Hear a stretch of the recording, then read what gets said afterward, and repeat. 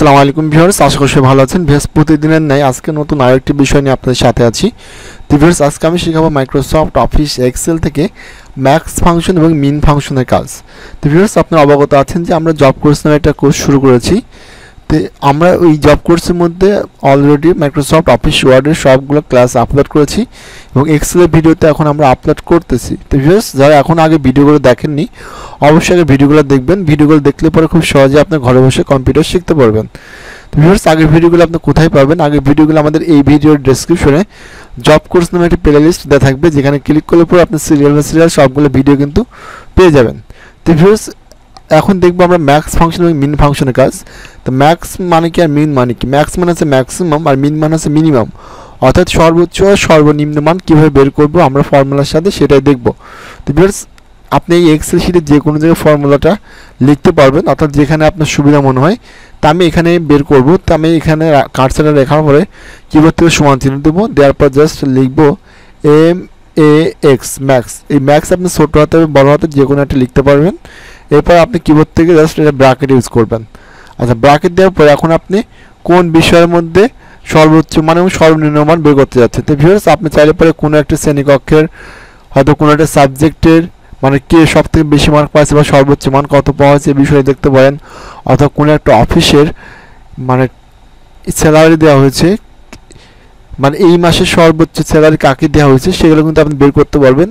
যখন আপনার 200-300 ডাটা থেকে বের করতে হবে তখন আমরা ফর্মুলাটা কিন্তু প্রয়োগ করতে পারবো। তো ভিউয়ার্স, দেখেন এখানে কিন্তু আমাদের বাংলা একটা মার্ক দেওয়া আছে।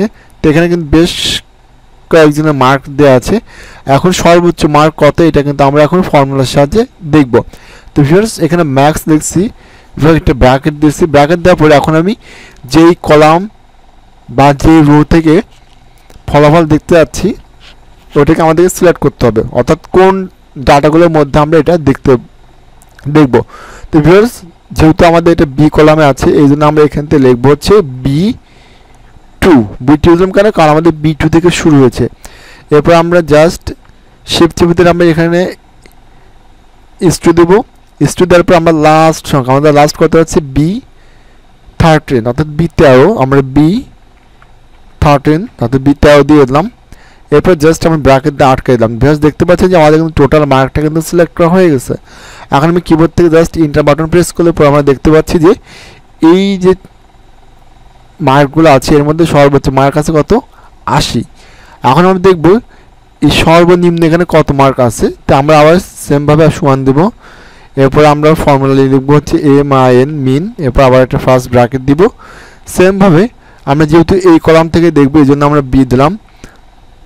B2 is to B13 B13 bracket দিয়ে আমরা আটকাই দিলাম। তো ভিউয়ার্স, এর আগে কিন্তু আমরা ম্যাক্স দ্বারা সর্বোচ্চ মান দেখেছি, এবার আমরা মিন দ্বারা দেখব সর্বনিম্ন মার্ক। এখন আমরা কিবোর্ড থেকে এন্টার বাটন প্রেস করলাম, দেখতে পাচ্ছেন যে এখানে সর্বনিম্ন মার্ক আছে হচ্ছে 30।